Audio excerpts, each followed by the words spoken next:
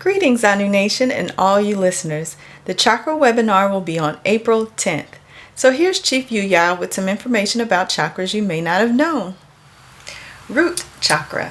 From this phase, fair materialism gestated, and our challenge is to transcend from individual survival to group preservation. Sacral chakra. Here, the need for survival is perpetuated through sex, and the greatest challenge is to detach ourselves from self-serving sexual reproduction. Solar plexus chakra. This is where we tap into our willpower and drive. The challenge here is to learn how to gain power without dominating others. Heart chakra. This is where we have our first breakthrough from our animal consciousness into our divine nature. And here we discover that the relationship that exists amongst all living things on the planet is a relationship of oneness. Throat chakra. In this space, we discover the power of our life purpose. We discover that transcendence moves us beyond ego. And our greatest challenge is to do away with the limiting perceptions that we have of ourselves.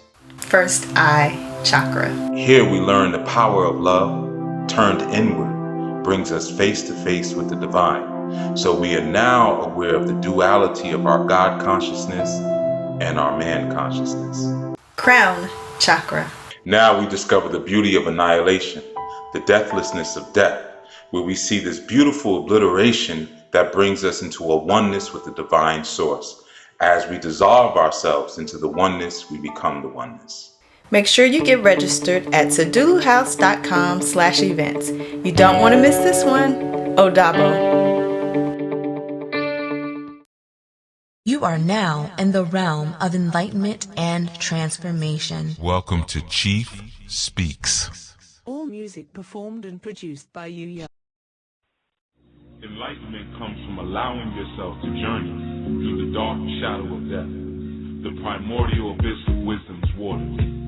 For it is the treasures and mysteries that lie waiting in the dark that transform us and propel us to a new enlightened state. One should never aspire to live in the light nor the dark, but should journey between the two in order to evolve the overall reality into a self-actualized creation. Knowledge is your light, as wisdom is your darkness.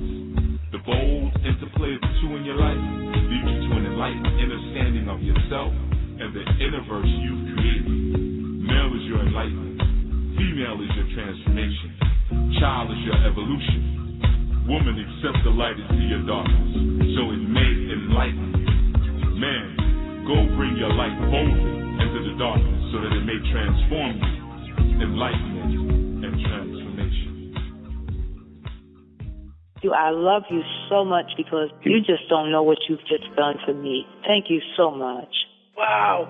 This is like the best call I've had in ages on BTR. So this show was meant for me to be able to hear today, and I'm so thankful. That's his home. Therefore, now a new pathway has now been cut in order to get to the Almighty, where there may not have been one. So the communication with them, if they have enough power and strength to talk to us, the communication will be very clear. That's one of the reasons I don't get into the current events thing too much, because it starts to become a perpetual alarm clock that we just keep hitting snooze on. I speak to the ascended masters, quote unquote. I talk about spiritual stuff, but I also speak about some very practical, we can do today things. Be as natural as you can be with your spiritual. You can't always go by your feelings, because your feelings are corrupted. Your feelings are just as corrupted as everything else, your chakras and everything else. You got to know what's beyond you, and that's why we have elders. We can't do everything. You can't get everything out of books or weekend certification. You can have the most powerful, ancient, oldest, most, as far as you know, truthful tradition in your hands.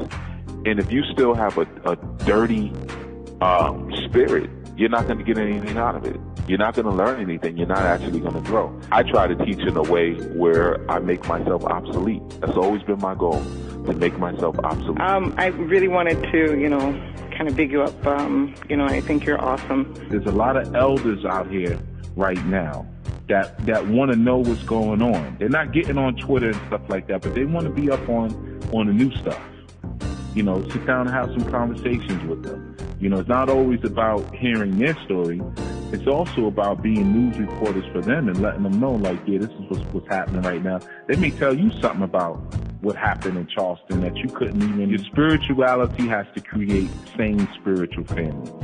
Okay, and that family exists first inside of you. You have to express the different expressions of that rainbow coalition of spirits inside of you first. Okay, don't let communities hijack that rainbow. See, the problem is when we come into the conscious community, the dudes are doing the same thing that the women are doing. I just want to say that I really enjoy your show every Sunday, and my friend and I call it going to church. You know, when we call him, we'll be like, you going to church?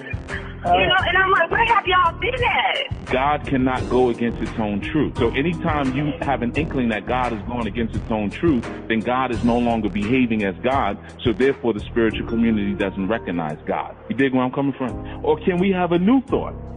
Can we step outside of the books for a second and have a new conversation about hair weaves and wigs? You know, can we have a new conversation about homosexuality?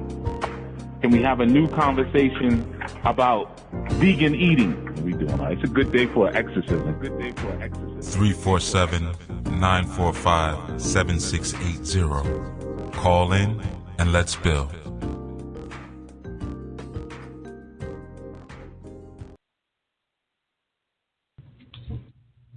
Greetings, peace everyone. Welcome back to Chief Speaks. I am one of your co-hosts, Kim. And we're going to do things a little different this strong.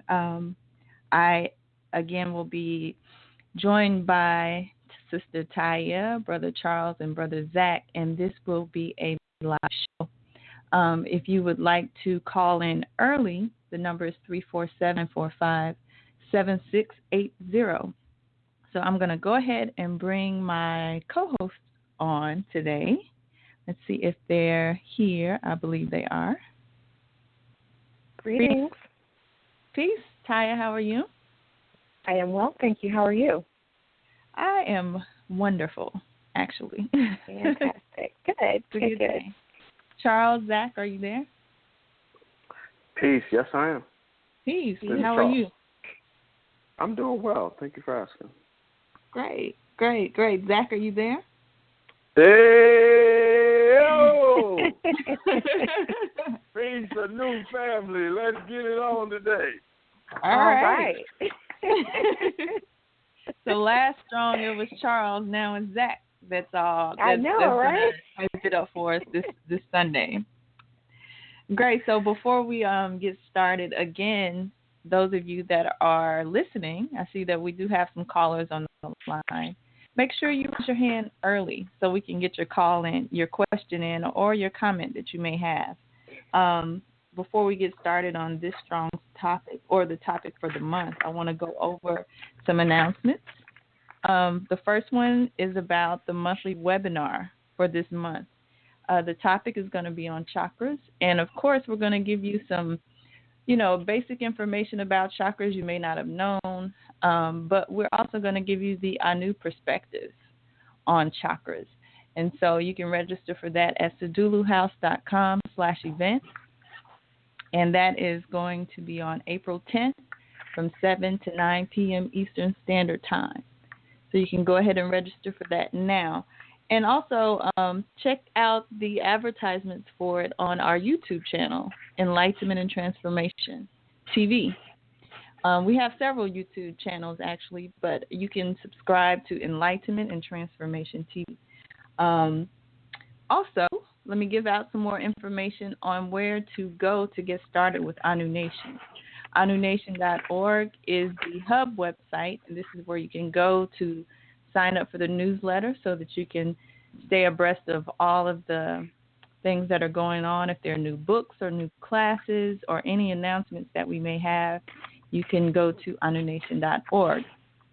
The spiritual center, the learning components, school components, of Anu Nation is dohouse.com.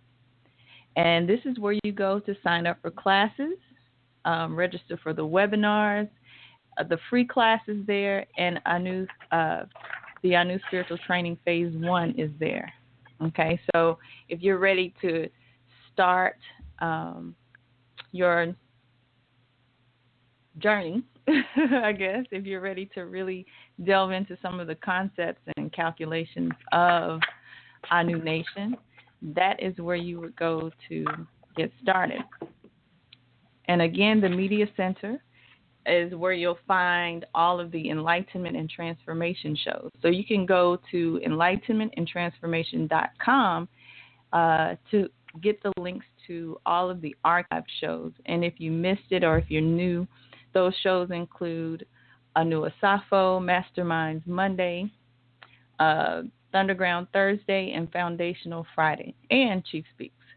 So enlightenmentandtransformation.com, there's also a forum there if you would like to discuss some of the concepts that were talked about in any of those shows.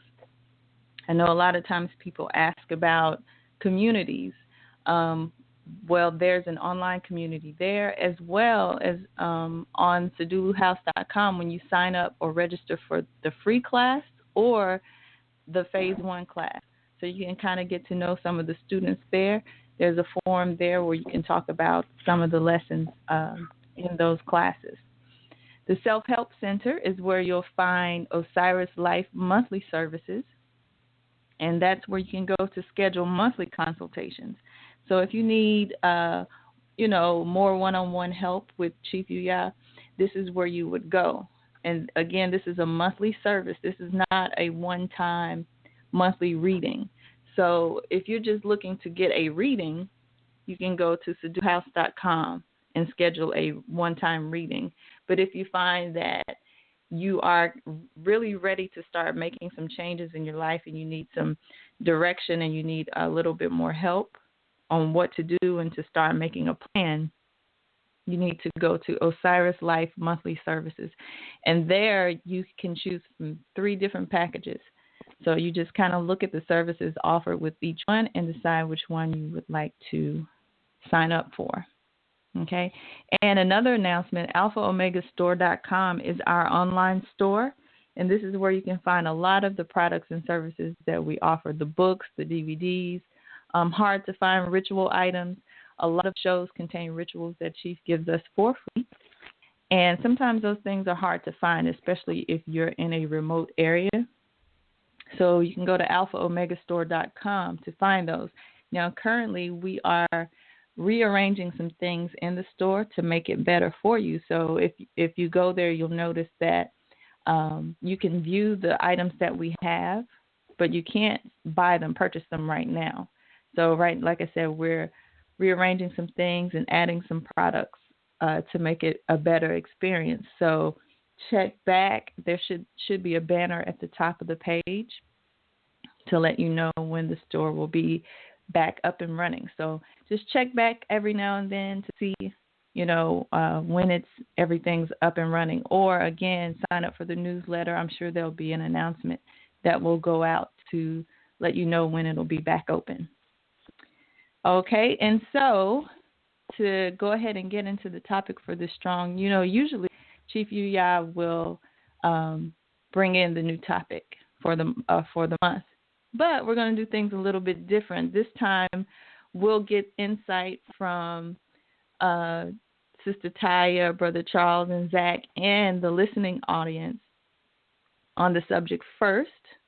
And then we'll see how on track we are when Chief Yuya comes back next strong to kind of give us the new perspective on the subject. So what we're talking about or highlighting this month is race first.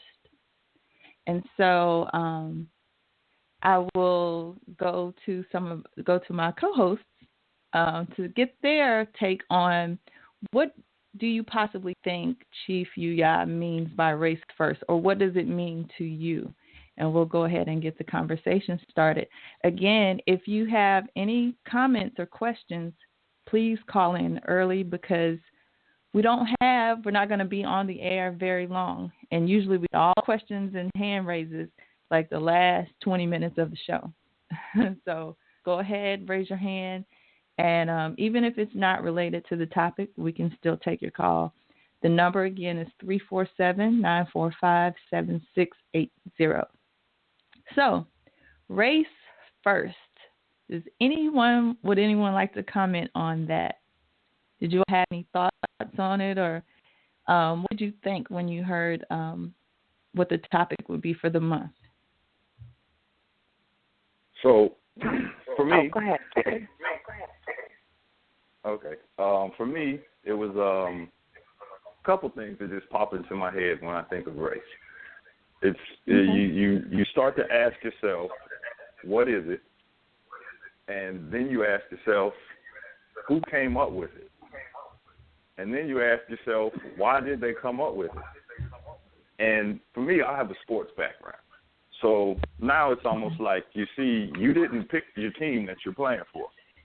Somebody put you over there on that team. So since you're on a team, you go hard for your team. You find your position, and then you study your position. You make sure that you filling your position, and you do your best that you can for your team so your team will win. Because if you come into it with the mentality of, you know what, we all are on the same team, and we all are playing for the same goal, and it doesn't matter what color jersey you're wearing, we're all in it together, you are sadly mistaken. Because that other team wants to win. And if you don't see what they want to win in, then turn the TV on. It's a challenge that they want your mind. And if I can get your mind, then I can control you, and I can always keep you beneath me. So if you still watch the TV, it's a war at the TV. It's a war with the food that you're eating. It's a war when you step outside and you see these, quote-unquote, these police brutality when they're coming at you from every angle. So I suggest that one find out what team that you're on, and this is why one enrolls in a new spiritual training. Because then once you find what team you're on, then you start to see that some people that have your same color jersey on really are not on your team. And this is what comes into self-actualization and the ministry to self, because then you got to know who you are. And once you know who you are, then you start seeing, oh, wait a minute now, I see we got the same color jersey, but you really over there snitching. You over there telling the other team what play was running. So that's just a little bit of what race means to me. Okay. Thank you for that. And there was a slight echo while you were speaking. I don't know if you're talking through your computer or if you've got your computer and your phone on. I'm not sure. So we'll see if it disappears later on.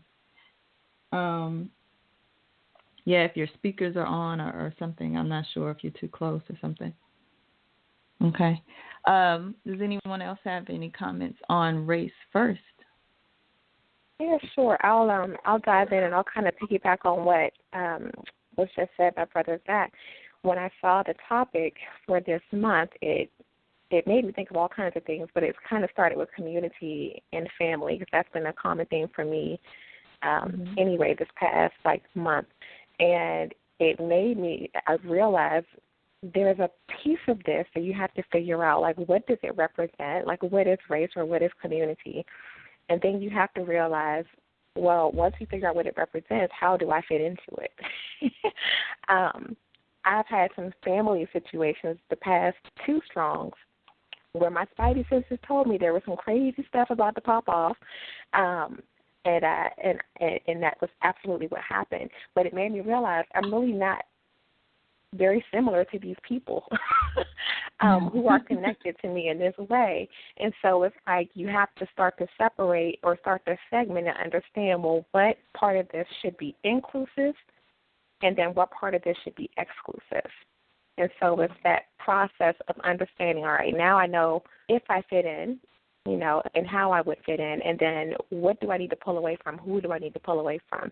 Because just because we might look alike or talk alike or think alike or whatever does not mean we are one and the same. And I think when you go back and look at things that are happening, just like worldly events, and you start hearing, when something pops off in the Black community, for instance, everyone wants to march. Well, what is that really solving? And if we operate man and women on the same level, then we're really operating from a level of insanity because we don't function in the same way. So there's a whole bunch of stuff that came up for me, but I'll stop it there, and I guess we'll dive back in a little bit later. Okay. And as you all are talking, a lot of things are coming to mind, so we'll bring those points out after we hear from Charles. Brother okay, Charles, yeah, absolutely. First, I want to say that I really agree a lot with what Brother Zach and Sister Taya said. For me, when I heard the term race first, the first thing it actually made me think about was Tony Martin's book on Marcus Garvey. And just how Marcus Garvey, in the 1930s was one of the first people to really present this idea of, Africa for the Africans, and to really smash the notion that, Africans in America are in some way fundamentally different from Africans abroad or even Africans on the continent. And the underlying theme of all this, for me, is this idea of unity. And so what does it mean to really be unified? Like we know that the Swahili term umoja means unity. So what is that? What does unity mean for us? And then also, what is it that we're willing to sacrifice in order to achieve that unity? We know the work that Marcus Garvey was willing to sacrifice, even up to being deported ultimately, and in many cases, being marginalized and even attacked by people who are in this country, black people who are in this country. But the idea that, if you have something that you really believe in and you're really willing to follow that path, and you're really willing to not only bring yourself to that, but willing to bring others to that, you have to understand that, one, that's going to, bring some people to your fold, and then two, it's also going to bring some opposition as well. And are you willing to stand and face that? And are you willing to make the sacrifices that are part of that? We talk a lot, in the Ifa tradition about offerings and about ebos and about this idea of giving something to get something, which we know is, a fundamental African concept. African people don't believe that you get anything without giving something, So at the end of the day, the question is, if we're pursuing this idea of race first, or this idea of unity, what is it that we are individually and collectively willing to sacrifice in order to achieve that? With the understanding that, sacrifice is inherently asking you to give up something that you don't want to, or something that's not easy to give up, or something that's not easy to give for something that's ultimately more valuable, even if that thing isn't tangible. Like unity isn't really a tangible thing, but it's an incredibly valuable thing that African people have struggled to achieve, since slavery. And so just thinking about race first, that was my initial thoughts about that. And it mirrors and reflects a lot of what Ty and Zach were saying. And I'm going to stop there because I got a couple other things, but I'm going to let the conversation unfold. Okay. So I want to pick up on something. We'll go to some of the points that Zach made first. And one of the things that he said was you have to understand what team you're on. And I think that was a really, really good point. When I heard the topic for this month, one of the things that it brought to mind for me was very similar to what Zach was saying, understanding and accepting what team you're on. As we know, in this tradition, we understand that when we came to the planet, like we chose who we came through, and the circumstances that we had in order to bring out what's necessary to fulfill our purpose. So understanding and accepting the team that you're on when you get here, I think is a really, really valid point. And a lot of times when we just start to discover spirituality, it's sometimes late in life. And this is one of the things that we are very quick to dismiss, especially if you come in through, I'll say like I hate to say New Age, but like New Age philosophies and things where we say, race doesn't matter, gender doesn't matter. We're like in a genderless, raceless culture right now where everybody's just kind of absorbing into each other, and we just kind of go on this thing, well, just what I feel or the energy, we go off a person's energy. We don't want to accept our gender, or we don't want to accept the assignment that we come to the planet with. We don't want to accept the role that we play on that team, as Zach was speaking of earlier. And this is, I think, is a huge, huge problem. Because in doing that, you mess up your purpose. You mess up the reason that you're here. And you mess up, or you misunderstand, or don't ever get to know what your gifts truly are so that you can fulfill that purpose. Does anyone else have a comment on that? Uh-oh. Something happened. Let's see here. Did the call drop? Are you all there? No, I'm still here. Oh, okay. Can you hear me? Okay, it looked like you all dropped for a second. Okay. So yeah, did I anybody did hear that we were muted for a second. Okay. So yeah, okay, I mean, I agree. Yeah, I agree with what you're saying. Certainly, I mean, I think the idea of the raceless, genderless society is part of the game. You know, it's part of the promotion game because, you know, I think the architects of society realize that in some ways their 20th century techniques of divide and conquer are becoming more and more exposed. And so, you know, I think the you know, if you want to stay in control and on top, you have to revise your strategy. And so, you know, whereas 50 years ago you could, or even 100 years ago, you could easily marginalize people by saying that one race is inferior to another or is without culture or that the culture is savage. Now you can switch it around and say, well, race is a social construct and it's not a real thing. And so as if by just saying that you've automatically eroded hundreds of years of subjugation that has happened, you know, to different people across the planet Earth, you know, under the auspices of race. So it is a thing that's a huge part of that. And, you know, the other part when you're talking about the idea of the raceless society is that it's interesting to think about, for me, how that relates to our individual and collective spiritual journeys because, you know, we do come from a culture that is attached to a race, that is attached to a certain spiritual perspective.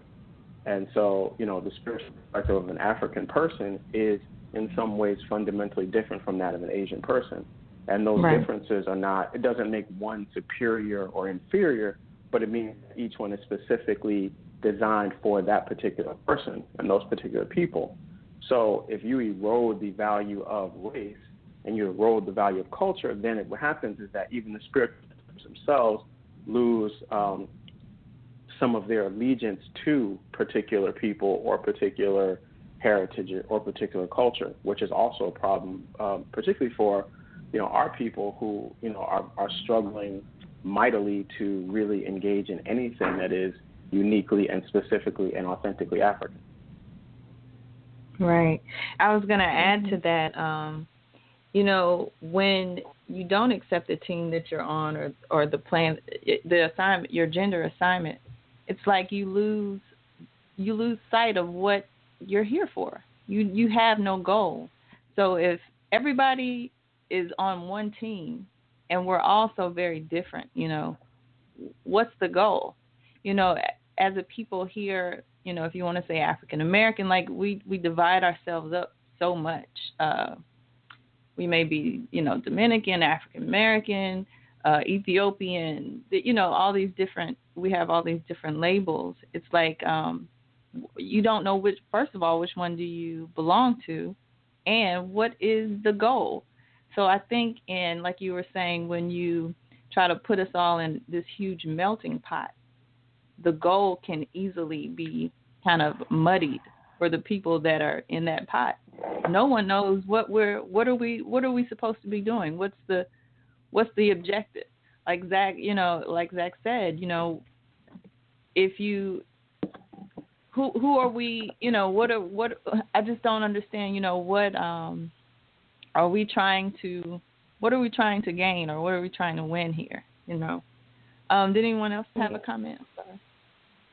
I was just going to say this, you know, a lot of what people do tend to associate themselves with now relates to whatever they see on television, which, as we know, was designed to tell lies to our vision intentionally. So when you look at what's being displayed on TV and you see all these people just fighting each other and it's just all this chaos around any and everything that should have meaning to and for us, it's all just disassembled by television. And then we take on the energy that comes through because we're not spiritually strong enough to see truth in that situation.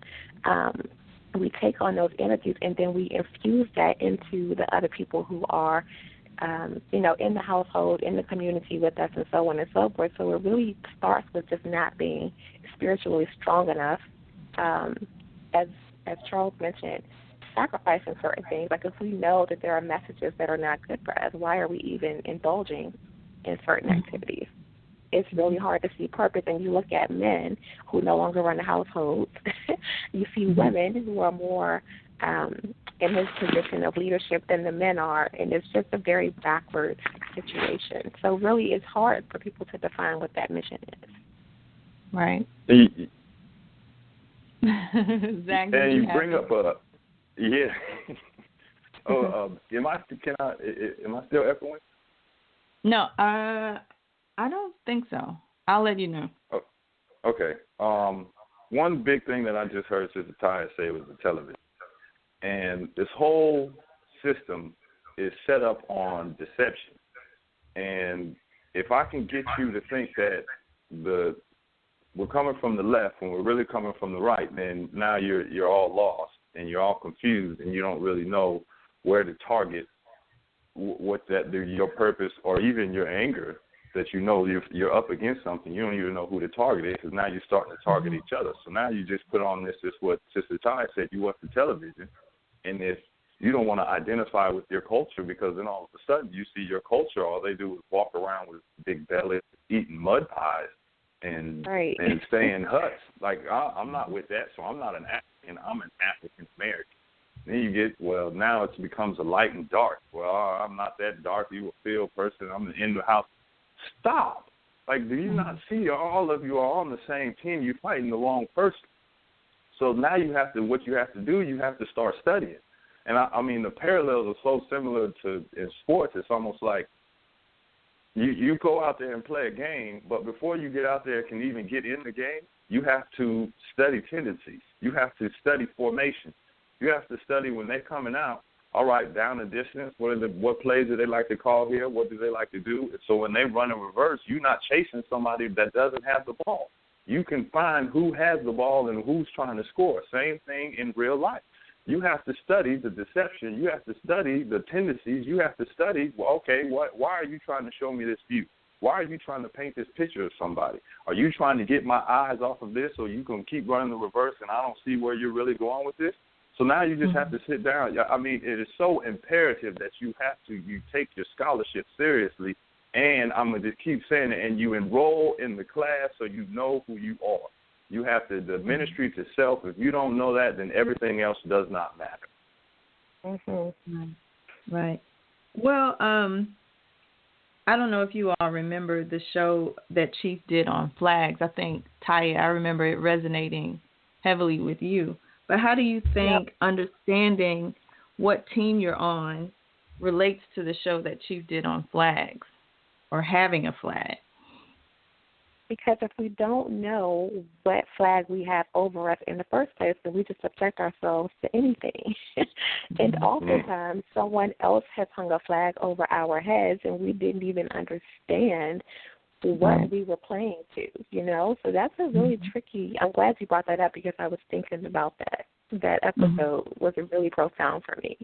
That my entire life, personally, I have allowed other people to put their flag over, I can't even say over my flag because I didn't even have a flag. Right. So you have to really step back and look at, what is the culture? Because when you are immersed in your culture, some things are just not going to be able to penetrate your cipher anyway. Exactly. I think that's a excellent point. Just like Chief says in the book on solutions for dysfunctional families, if you don't have a culture, one will be chosen for you. And I don't think that people really understand that. I hear a lot of conversation going around, especially in the conscious circle. Like once you surpass a certain level of understanding, like it seems like these things go in phases. When you first get into this, sometimes we go through black think tanks where you have, a certain, where things are very much, you're concerned with political agendas, and then we go through another one, and, it's just all different little phases. But it seems that once you get to a certain point, it's like people get in this zone where culture doesn't matter, or culture becomes a prison. and we look to escape our culture. And I think, like Taya was saying on the show about what Chief was saying on the show about flags, is that flag presents to the world what your culture is, or what you will and won't accept. This is who we are. This is what we stand for. And again, if you have no flag, people will treat you accordingly, or they'll plant a flag on you, unbeknownst to you. So I think that's very important to have your own flag. Did anyone else have a comment? Yeah. So first, let me say, I think this is a really heavy subject that we're dealing with right now, and that's beautiful. I think for me, I'm trying to figure out how best to engage this, because my thinking is like, wow, this is like a week-long series conversation right here. How we really apply this, right? Because when you're talking about the idea of when people reach a certain level within spiritual systems, that the culture kind of part goes away. I think that what happens is that sometimes, particularly as I think as African people, we don't tend to politicize what we're doing. And so what I mean by that is that, and part of it is, I think, just our natural way. African people are very inclusive. And so we are comfortable making spaces for everyone historically, and that's oftentimes been to our detriment. I think the challenge is that, when you see other races of people, they are able to really effectively take their religion and turn it into something that's political. So, you very clearly see Christianity tied into the political architecture of the United States. Even insofar as, when you look at political campaigns, it's important for the politicians to be Christian. It's important for them to go to Christian churches to get votes, because there's a very close association with religion and politics. And politics not being just, congressional House, Senate, things like that, but politics in the sense of how people relate to each other and figure out what flag they're under. And I think for us, sometimes we don't look at our spirituality the same way. So we don't look at, if your spiritual connection is through Ifa, what does that mean for how you relate to other people? How do you politicize that in terms of your actions and in terms of your behavior, so that you're able to attract the people that are also under that flag or working towards that similar flag? And then how do you identify those that are not? Getting back to the metaphor that Zach used. And that's a tricky thing for us, because, I think a lot of times we're experiencing our spirituality in closed segments, and we're often sort of afraid of how to promote that, because, we know that in some ways it's going against the grain of our families. It's going against the grain of what our families have always done. So it becomes more difficult to make it a political thing that attracts people and puts people under a banner and under a flag. In some ways, what we have, through the Anud spiritual training is, a flag. So it kind of operates in a way that allows us to coalesce under that, but it does that because it's something that is promoted, and it's political in the sense that it's showing how we can relate to each other. So, we're very clear about what we're talking about in the show. The shows in the archives are very clear about what they're talking about. The websites are very clear, and there's this very consistent message that I think allows people to find their placement under that flag. And that's not to say that we don't have our own too, but our flag may be similar.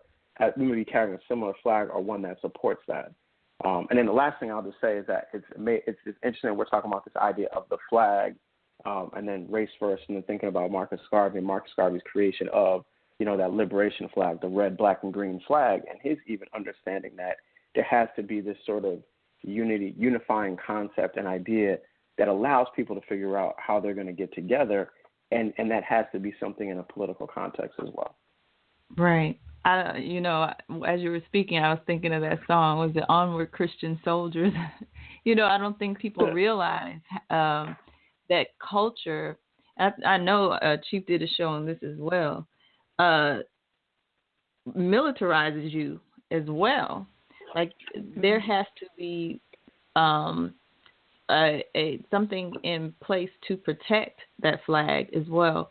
And I don't think that people really understand that when, especially being a Christian nation, and especially if you're in the military, how those two, people have this misunderstanding of this separation of church and state, and I don't think that they truly understand what that really means, because our military is, like you said, it defends that Christian banner, and that goes all the way back to, Constantine, or back to the Christian Crusades. I think a lot of people forget that. So when we have all these, you have all these different ideologies and uprisings, say, someone spoke about the police brutality and everything. I don't believe that people truly see how all of that is kind of misplaced, because the same people that are arguing or fighting for so-called justice do not realize the flag that they are under and what that flag stands for. Again, it goes back to, if you don't choose a culture, one will be chosen for you. And I know Chief did a show on this as well. I just can't remember the name of it. But it may have been Justice. But when you come under a certain flag, there are laws under that flag. There are principles, and there's a culture attached to that flag. And so if we understood the culture of Christianity, not necessarily the religious concepts in the book, but there's a culture that comes with Christianity. And I think we would understand our position in that a little bit better, and maybe you would choose a different flag, or you would choose a flag that suits your purpose a little bit better. Oh, and again, I'm sorry, before you make your comment, the number is 347-945-7680 if you have a comment or question. And again, it doesn't have to be on the topic of race first. That's just our topic for the month that we're trying to get a head start on before Chief comes in and gives us the new perspective. But go ahead. I think it was Zach. You were about to say something? Yeah, just to build on what you and Brother Charles just said, one thing about when you do plant that flag, it's just your day-to-day activities change. And for one thing, what that was for me is I do acting, and sometimes they want to send you on roles that you are supposed to be with the same sex. Like that. Now, how is that going to improve what my flag that I have planted stands for? So now you're like, okay, do you want the money, or are you looking at the collective group? Yeah, are you going to be an individual, or do you see how is this going to help everybody moving forward? So then once you start to, you know what, I have to stand underneath this flag because this is what I stand for, I'm not going on that. And if I just have to miss out on the money, that's what I got to do. And another piece that I heard Brother Charles bring up, which is a piece that where I was at for a little bit too, is you are afraid to come out and say, you know what, I no longer go with the dominant society. I don't go with everybody because I that's not the direction that I'm going in. But then all of a sudden, when you start hearing and listening in on these phone calls, and I hear Brother Charles and the time that he is dedicated to his scholarship, and then I hear when the counsel that you and Sister Taya, when y'all give to a young lady or somebody who calls in and saying, you know what, you come under his leadership and his guidance, and it's almost like stop being afraid and stand up. Like man up and woman up and just start getting out there, get in your books. And because if you start looking around, our people are lost. Our people are lost, and we don't have time to be playing around saying, you know what, I'm going to just stay in the closet and I'm going to do this thing myself. No, you got to get out there and let your light shine. And when you let your light shine, then everybody else is going to start asking you questions of how did you get out of this maze? Yep. Is that a hard thing to do, Zach, especially with you being in the acting community? Do you see like a huge push on this kind of like you were saying, this kind of is it a social movement? Do you see this as, you know, everybody just kind of melting and blending in together? Do you think this is like a social thing, like social progress, or, you know, what do you think is going on there? Do you think that is the goal of this particular flag? Or, you know, like, is there another flag that's trying to usurp the one in place? Well, yeah, it's a colorful rainbow flag is which one is trying to be in place. But one thing that I've noticed out here is, I mean, what really runs this community is if you are Jewish or you are gay. If you're one of those, and if you're both, then you just open Pandora's box. But at the same time, it's like you start looking at the roles that you're going to be typecast. And then they start throwing it in, and it's like, why do you keep sending me on stuff that you're going to be an athlete, you're going to be maybe in the Marines or something, or a cop, or one of those. It's almost like you can't, I don't see you in any other light but this right here. So this is what you fit in. This is what we see you as, and this is what we're going to present to you to the world. And then you start asking yourself, hold on, man, because I know a lot of other people, and we do a whole lot more than this. Why is this it? Why am I going to keep playing into these stereotypes? Wait, whoa, man, like what's going on? So then you just start seeing there seems to be a common theme, and there seems to be an underlying agenda to keep pushing you as some type of criminal, or I forgot this one, a thug. You're going to be a gangster, and you're going to be in the gangs. But what are you trying to send to the rest of the world about my community? And it starts to become pretty evident. But you know what? Even as you were speaking, it kind of made me think, though, that you are attempting to assert your culture under their flag. And they clearly state that this is our flag, and this is how we view your flag. So either you can get with us or you can get out of our community.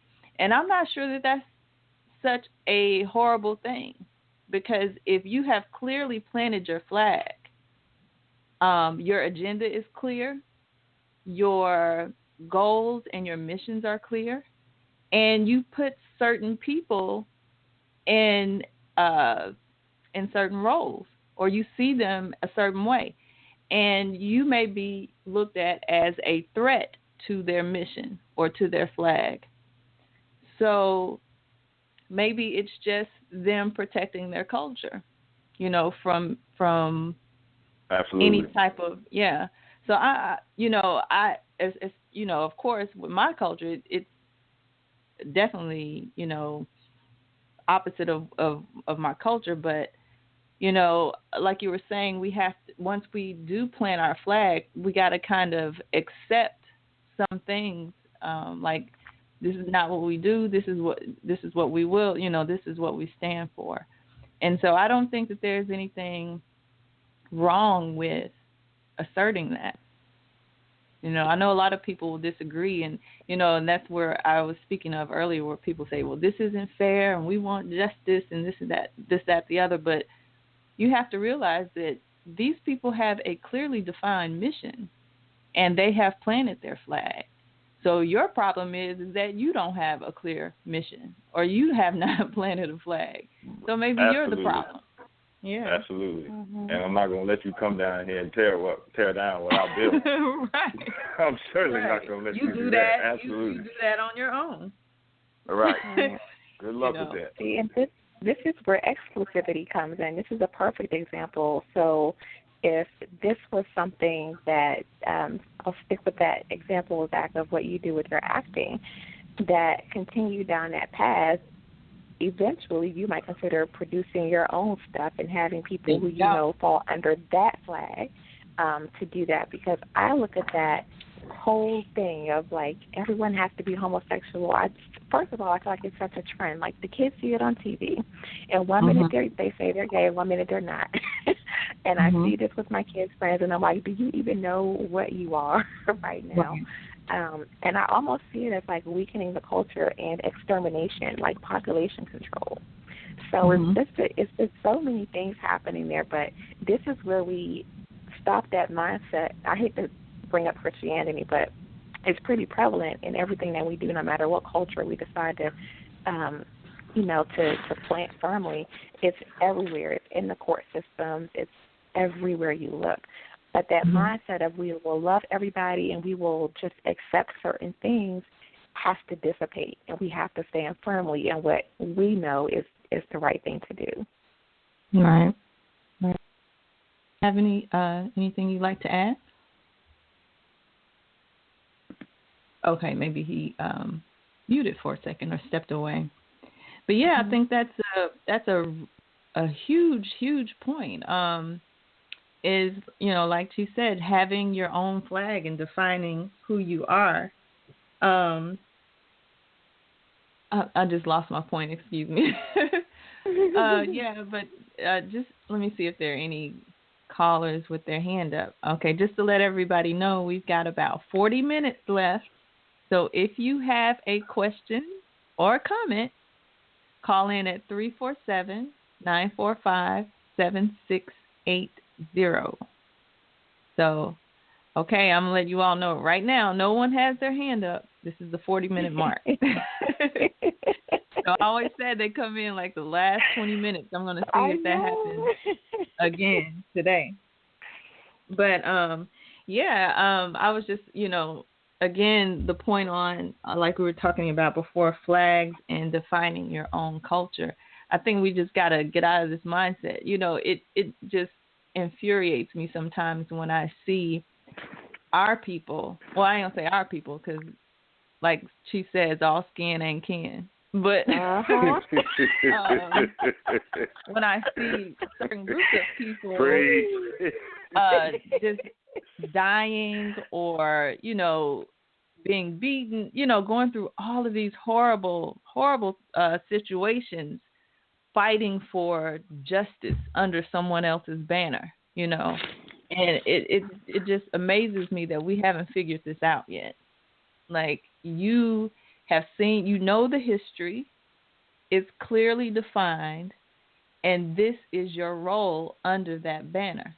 This is your part that you play. You have 3 roles, it doesn't change. It has not changed. And I think that we have a luxury now where we can kind of choose what banner we would like to have or we would like to be under. We have that ability to do that now, especially with things like the internet and everything. To be able to establish that banner, another thing that you have to have is like an economic base. And so what Zach brought up about the Jewish community, I find with them is that, I was watching a documentary once on Hasidic Jews, and there was the person that did the documentary went around into the community and asked them, who it was at the time of the election with President Obama, and they were asking, who. First they asked them do they know who's running for president, and they asked them who they were going to vote for or who would be the better president. And each person that they went up to in that community, either they didn't know who was running, they didn't care, or they weren't going to vote at all. Or, they just didn't care. They were completely unconcerned with the whole political race. And one reason that was revealed throughout the documentary is that the reason for this is because they have a solid community. They have their flag, And one person even said that the candidate that if they voted, which they I don't think they were, but they were saying if they voted, they were going to support whichever president aligns with Israel's agenda, so which is something that they have a concern for. That's the only reason that they would have any concern at all, because that has something to do with their flag's agenda. So they have their own economic base. They have their own schools. They have their own culture. They have their own way of dress. They have their own spirituality. All those things are intact, and they've kept it intact by having that flag, And anyone outside of that, I mean, like I said, they put you in a place. They put you in a category.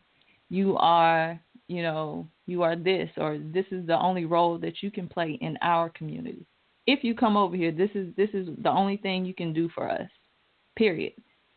And I just thought that was so interesting and so powerful, because they are living, physically on Christian land, in a Christian nation, but their flag is very strong, and their culture is very strong.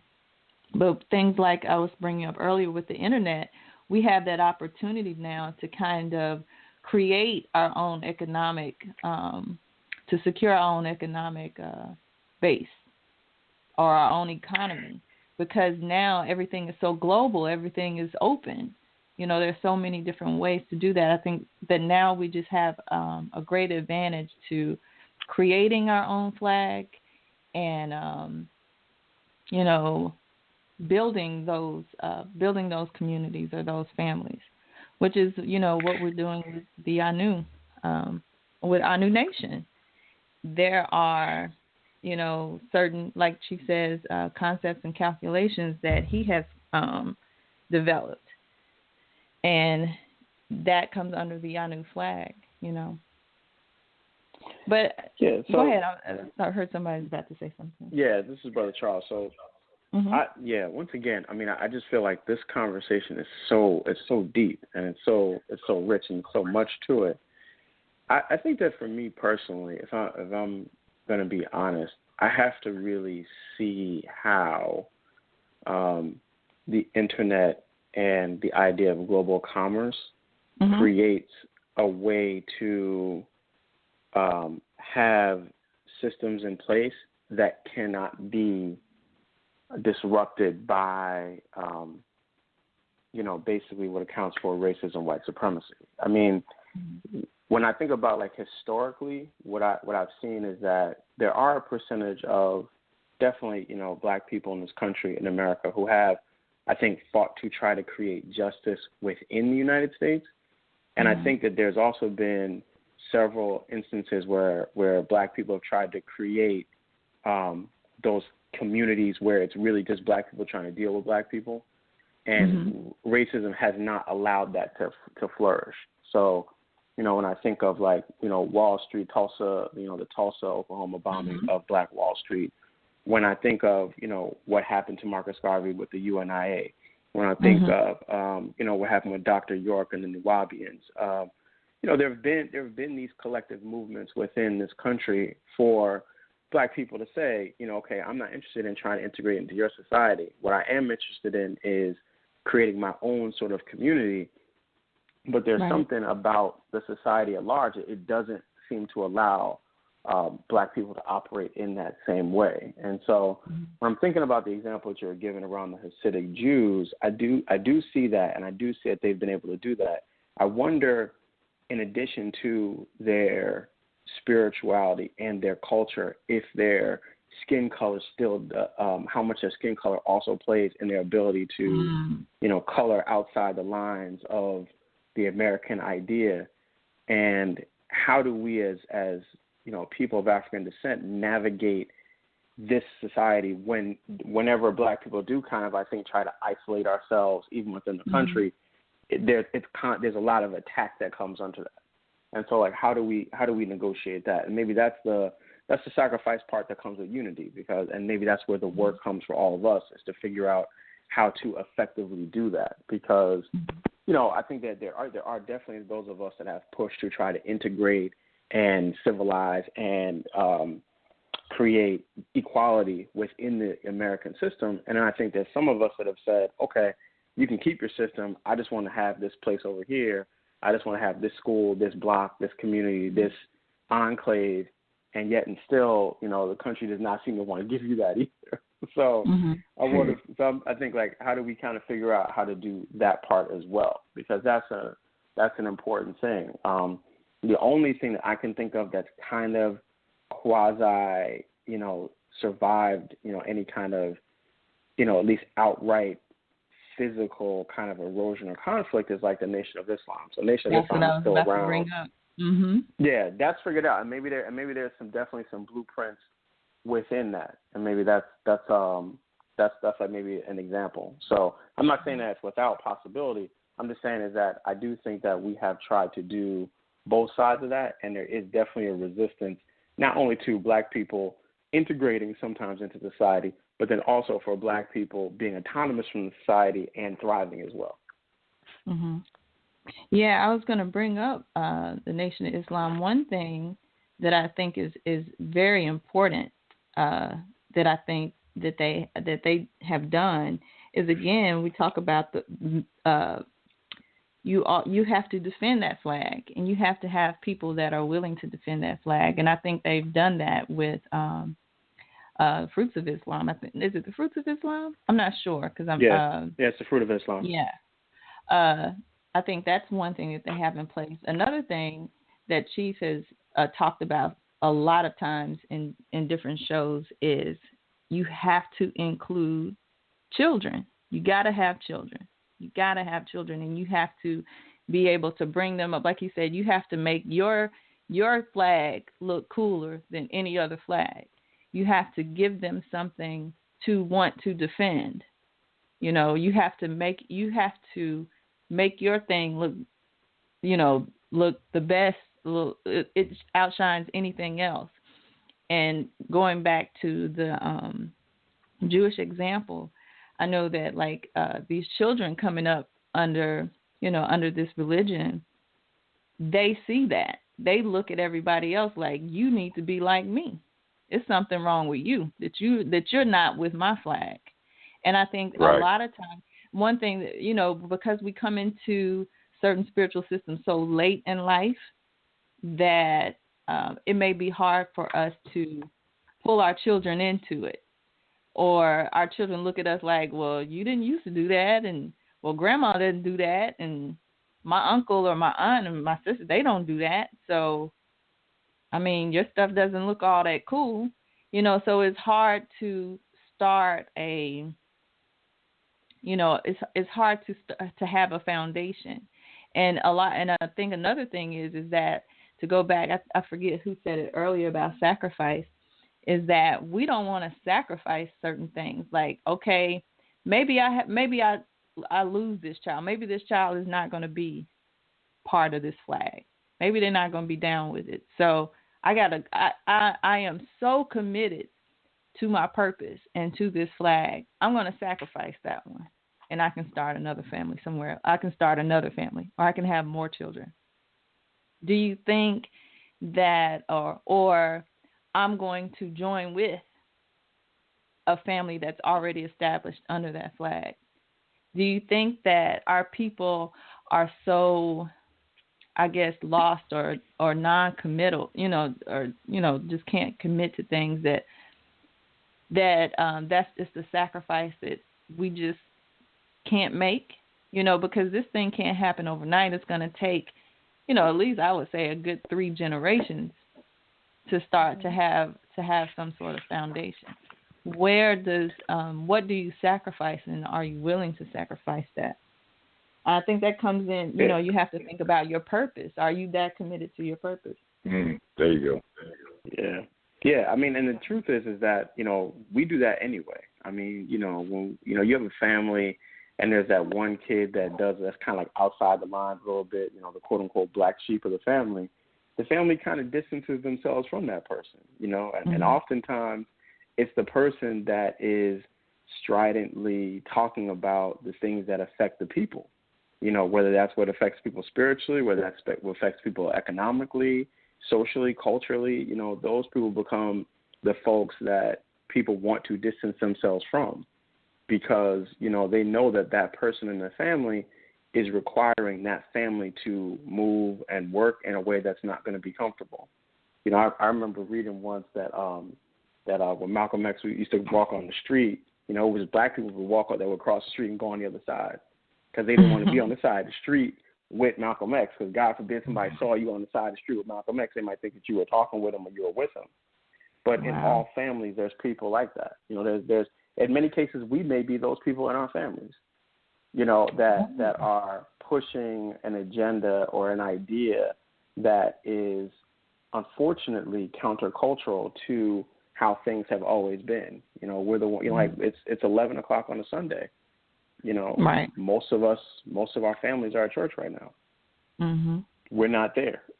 You know, so I mean, like we're those, and you know, like we might be the one child out of 3 or 4 or 5 or 6, and you know, our family kind of distanced ourselves from them. The question is, how do we switch that paradigm to where, you know, like you were saying, that the flag is so attractive that if you're outside the flag, then something's wrong with you, or not something's wrong with you, but then there's a pressure, a social and familial pressure for you to be under that flag or to clearly identify yourself with another.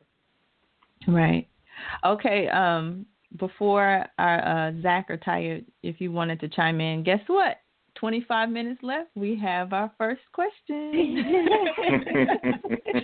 So, wow. 313, you're on for Chief Speaks. How are you? Great. Peace and love. I'm so happy to find you guys. Lost track of how to connect with you. So this was great to be able to find you. And you had this topic discussion on the flag recently. Been trying to, you know, come up with some ideas or information concerning how to establish your flag or whatever for your purpose. So I missed part of it. So what I need to know is, are we expected to, or should we be trying to establish or make our own flag, or get with a society or group that has a flag that maybe you would want to be under? Mm-hmm.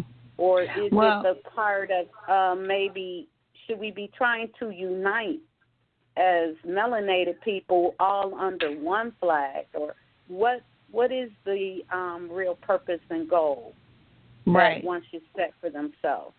Right. That's what we were discussing. One of the points that was made earlier is that we're speaking about race specifically, but we were saying that one of the points made in Chief Yuya's book on dysfunctional families is that if you don't choose a culture, one will be chosen for you.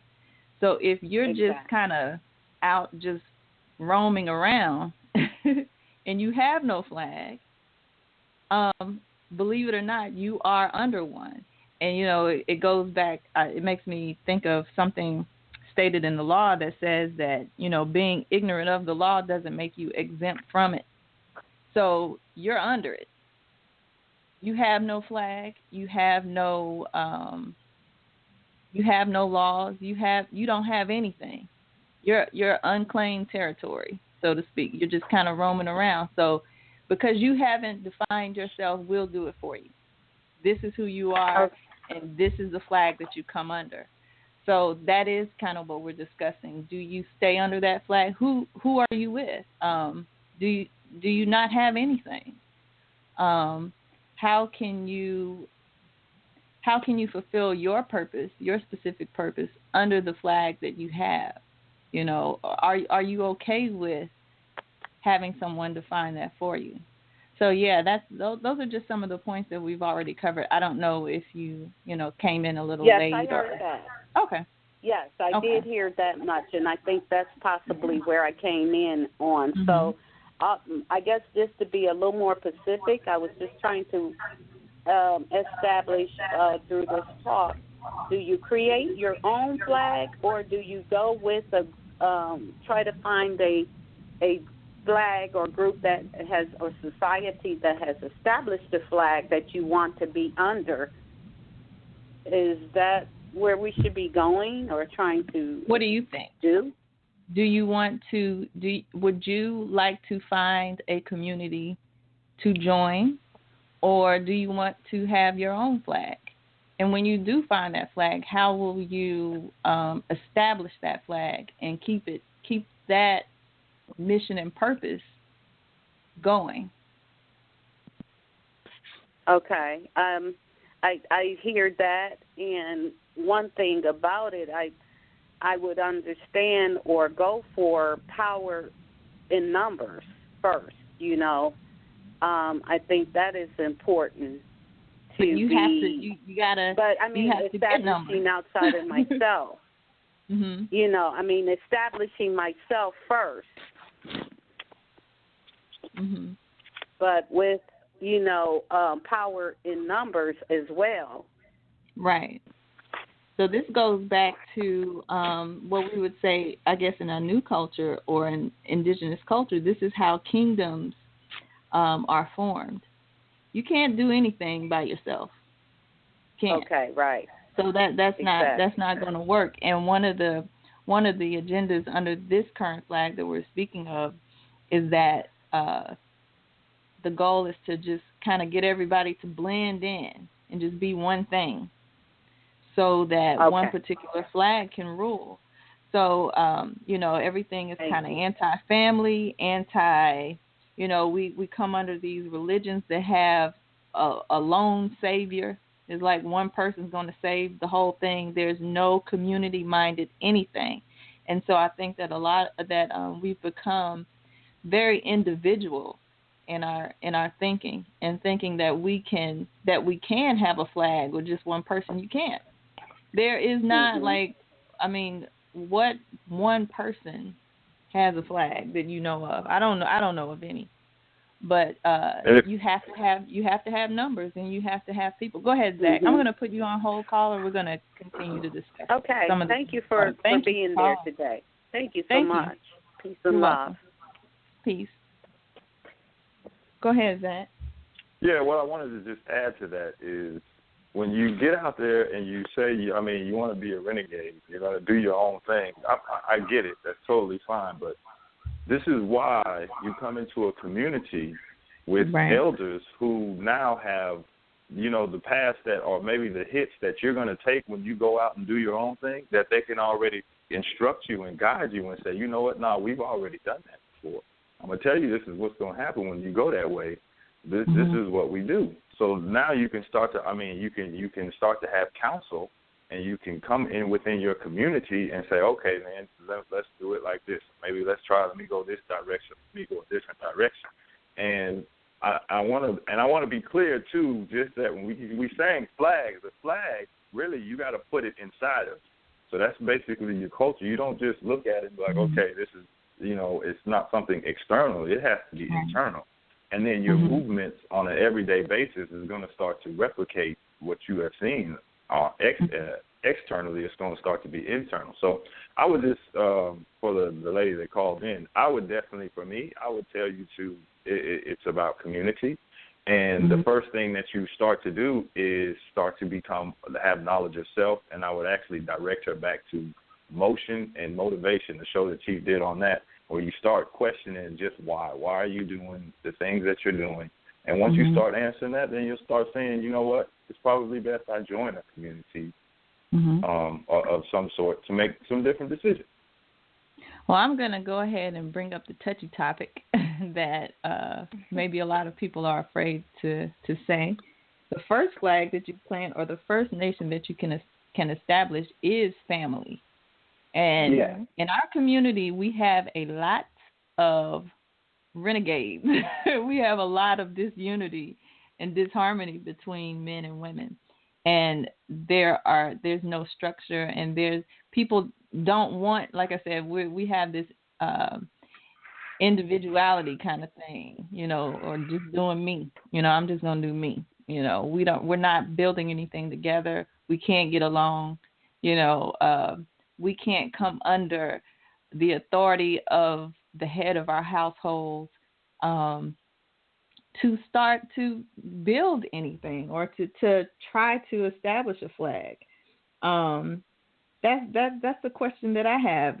Can you have a mate And can you come under the rule of that mate to establish a flag or to establish a nation to start to try to build? I think that that's something really, really hard for a lot of people, in our, black. Speaking of race again, to do. We can't seem to do that.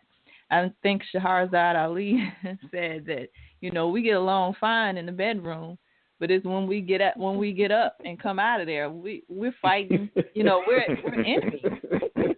We're game on. enemies.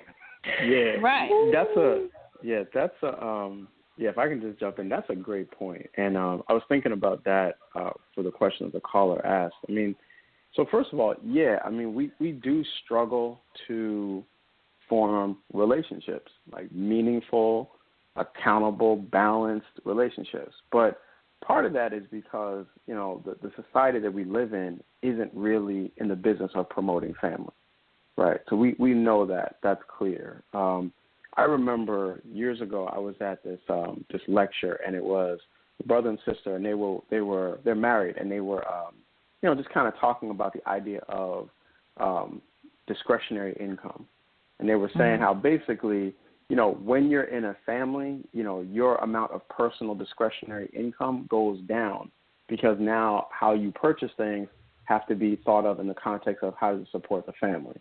So instead of buying that $40 bottle of scotch you might want, you got to think about maybe getting $40 worth of Pampers, and how that affects how you purchase. And in truth, that's not, the way that the economy wants you to work. The economy wants you buying frivolous, disposable goods, clothes, cars, things that are going to break down and be gone in 5 or 10 years, expensive iPhones that you have to replace every year, because that's what drives the economy, like, these junk purchases. And that once you're in a family, you can't really afford to do that. And so there's always going to be a marketing push, like what you see on television, but also like in commercials, but also what you see in terms of TV itself, that's going to be designed to keep you single or keep you living a single lifestyle, because that allows you to flood all your discretionary income back into the economy. Now, the other part of this is that, a lot of times culture is not something that we're taught. Like, there's not a culture class in middle school or high school, or even college, unless you decide to take that as your own study through anthropology or something like that. So for the most part, we're very, this society undereducates you or doesn't educate you at all about really how politics, culture, and spirituality work, because they don't even want you to think about it. So what happens is that a lot of times we're socialized to think a certain way about relationships before we even get into our first relationship. And then we just kind of refine and change a bad idea for how we're going to relate to people until we end up with someone whose ideas are either as distorted as ours are, so we can have a mess of a relationship, or it allows us to constantly stay single and in a way that ultimately blames everybody else for our being single. So something's wrong with the world because I'm not with somebody right now. Right. And so the question is, like, at the beginning of this process, before you even think about being with somebody else, can you be with yourself? And what does being with yourself mean? And what is your personal mission? I mean, what is your personal mission statement? And then understanding what that is will allow you to better distill what kind of person should you be with. If you want to live lifestyle X, there's no reason for you to be with somebody who lives lifestyle Y, even if that person is a nice person, even if they're attractive, even if they have all these other things that you think are important. If you know that these fundamental non-negotiables based on you and your purpose and your culture are not going to coalesce, then that person isn't good for you. Right. And then from there, what becomes your family's purpose? What becomes your family's mission? And then that family flag, I think is that first flag. Because once you establish that family flag, then that will let you know what other flags you guys can kind of connect with and work with and build with. I mean, like, if you look at the color of flags across the country, look at the flags on the continent of Africa. You're going to see a lot of similarities or blends of the colors of red, black, and green and gold, even though they're not all the same flag. But you're going to see those variations, because those variations, using those same kind of core colors, tell you that there's some collective sense of unity. Just like when you look at the United States flag or the flag of Great Britain or the flag of France, you're also going to see a similar set of colors.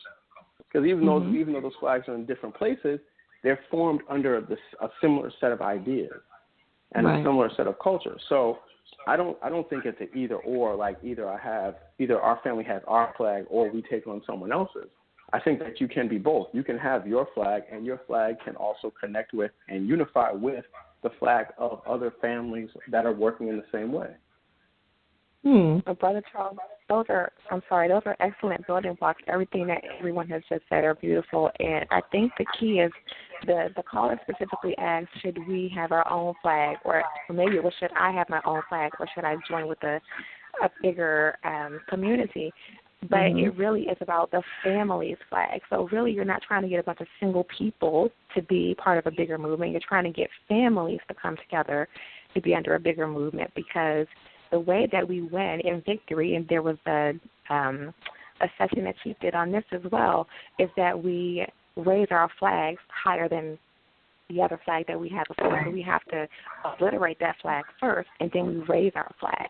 So when the family flag is strong and then you join with the community like we are doing with Anu, then we together are victorious, unstoppable. So it really has to be joining with the family first, that first flag, like Brother Charles said, and then making that a harmonious movement into a larger, bigger flag that still supports what you stand for. Right. Jack, did you have a comment? I'm sounding like a broken record, but at the end of the day, you have to have knowledge of self, man. Like, this is the only thing I keep coming back to, because, like, you have to know, and the decisions that you're making, you have to start making your own decisions. And all up to this time, you start seeing that the decisions that you have been making, really, these decisions have been made for you. So if you, and just what Brother Charles said, if you're not okay with being by yourself, then none of it's going to work. And if you don't take the time out to devote the time to examine all the skeletons that may be in your closet and address them and get rid of all of these parasites that have been eating you, and now you just cloak it with your ego, and your ego says that it has nothing to do with me, it has everything to do with these outside circumstances of why I'm in this situation, then it's never going to work. It's never going to work. Even if you join with another community, if you don't know who you are and you don't know, you don't have knowledge of self, then you're gonna be a detriment to not only yourself but the community that you want to join. So you have to really, really take time for yourself to see and know who you are and be grounded and rooted, and then moving forward. Right. I see that a lot. Like Taya was saying, you have a lot of single people kind of popping in and out of different communities. And we kind of go through this when searching, trying to find our purpose. We pop in and pop out over here, over there. But sometimes you get those people that pop in and just try to disrupt the whole thing, And I think, again, that's where you have to be firm with what's expected. This is what we do over here. So we're not changing that. That doesn't fly over here. That's not what we do. So, either you can join us or you can find another community. And like you said, Zach, I think that comes from the person not really assessing who they are or what their purpose is. They're completely unaware of it, totally. And I want to bring up, that's one of the things with the I Knew Spiritual Training Phase 1. One of the things that you discover is that you do find your purpose. It does take you through these exercises where you have to analyze yourself before you can do anything, because a lot of times you get these people come in, they have a specific goal. I want to be initiated. I want to be a priestess. I want to be a babalawo. Teach me how to do it, and I'm out. They come in with that kind of mindset, not realizing that Anu Nation is a nation. Anu has a flag, and it does have an agenda. So there are some things that you can get, of course, that will help develop you into, a better person and may help you establish your own flag. But I think again, going back to phase one, that's one of the gems that you get from phase one is you find out what that is. And another thing is that going back to culture, your culture helps you to define that. So again, when you try to blend everybody together and you negate your race and your gender, you lose sight of that. You don't understand why you may be, a black woman that was born in the United States. You don't want to accept that. You want to be something else. But those are the things that you came to the planet with. And so you need to understand and accept why, so that you can, like Zach said, so that you know who you are, your gifts are, what you came here to do. Now let me mate up with someone that can help me do it, or, now I can start a family. So, you can pair up with a community or a family or a person, and you can get those things done. So, I just want to say that, phase one completely, phase one for me was just an amazing experience. And I'm still, you go through this, you'll probably go through it 2 or 3 times actually, because each time, the more you learn, you kind of go back and say, that's what lesson, 3 was about, or that's what, whatever. So, I just wanted to say that. And we've got about 5 minutes left, and no one has their hands up. So we only have one caller this strong. So next strong, Chief will be back, and he will bring in the new perspective of race first and what he had in mind when he decided to tackle this topic of race first. Does anyone else have anything they would like to add before we close?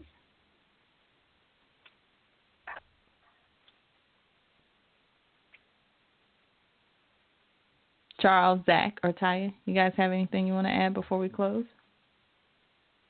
Yeah, I'll just jump in one more time. Okay. Okay. Because you said a couple things that really just, again, stood out is once you know your role, and once know your purpose, then you can start to understand your role in the collective community.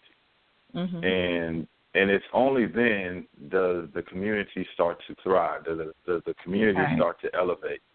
And just when you said that some people pop in and pop out, she's going to make it real easy. If you're not ready to deal with the parasites and the skeletons in your closet, he's going to make it real easy for you to pop out, because he's going to call them to the mat.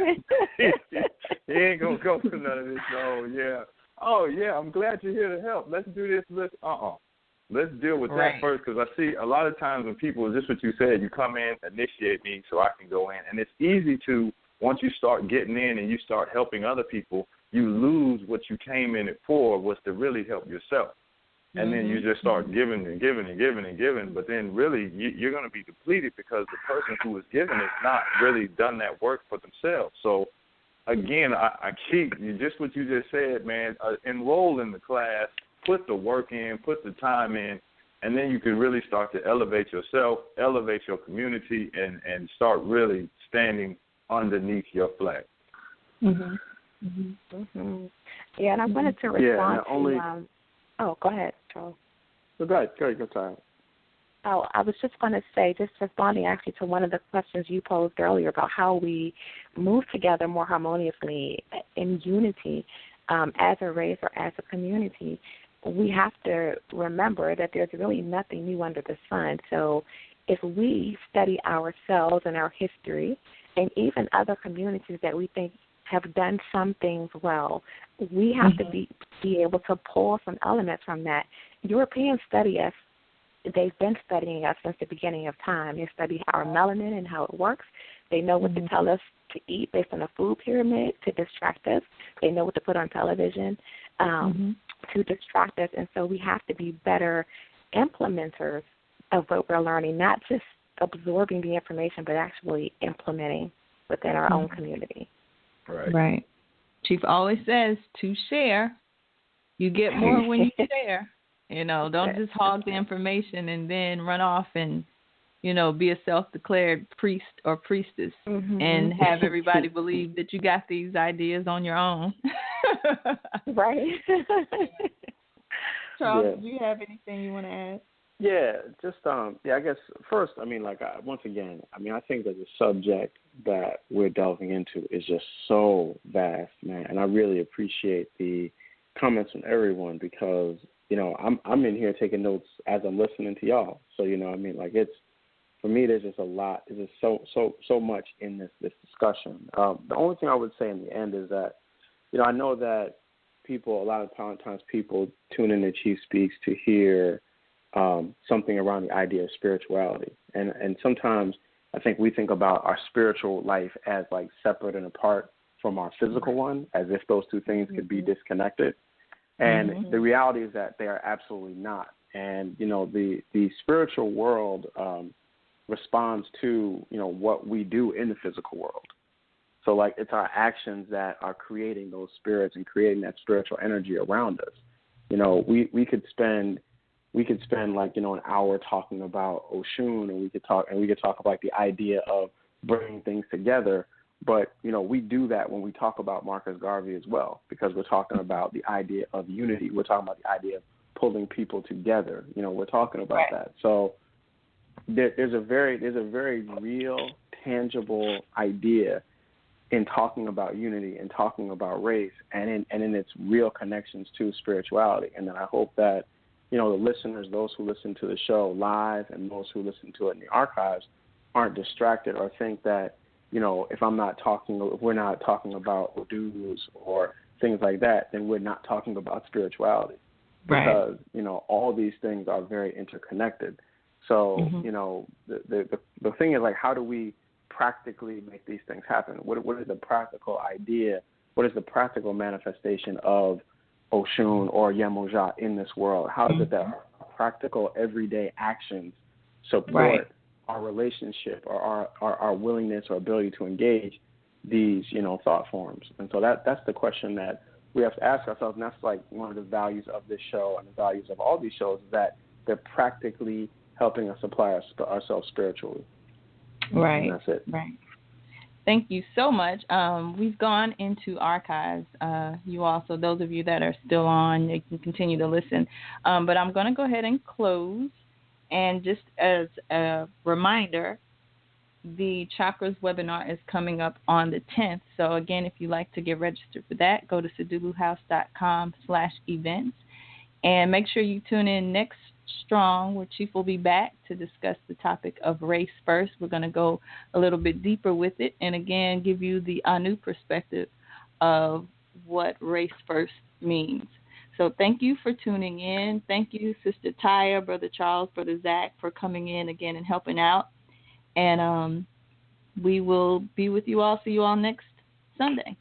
Peace. A new nation. We pulling up in your city, on your block. Let's go. Thanks, Zach. Peace, everybody. Peace. Peace.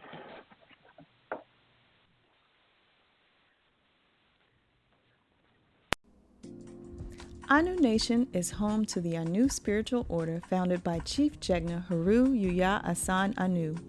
Some of the components of Anu Nation are Anu Life Global Ministries, Enlightenment and Transformation, Sadulu House, and Osiris Life Spiritual Services. SaduluHouse.com is the school component of Anu Nation, where spiritual empowerment through education and training is emphasized. One way that is accomplished is through our monthly webinars. Our webinars are packed with foundational information, rituals, and live instruction to empower your spiritual work. At SaduluHouse.com, you can view our diverse list of topics for this year that range from meditation to sex magic.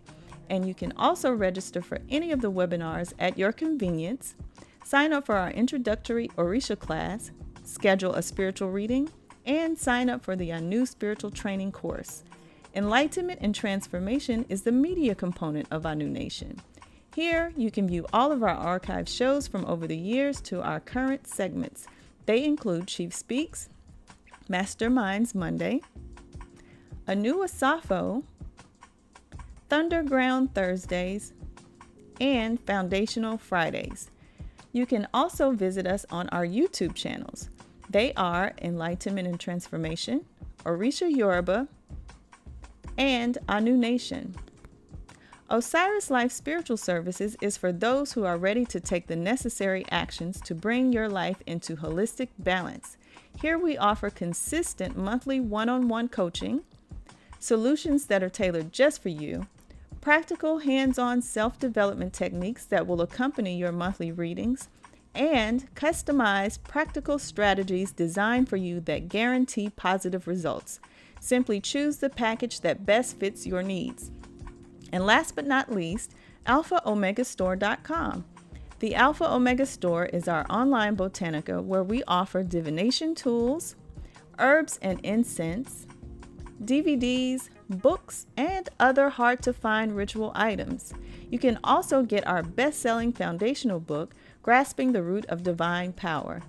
Other great works from Anu Nation are Shrine and Altar, Solutions for Dysfunctional Family Relationships, and Natural Hair for Young Women. All great books to assist you on your journey. To find out more on how to get involved with Anu Nation, visit our websites and YouTube channels and be sure to sign up for our monthly newsletter.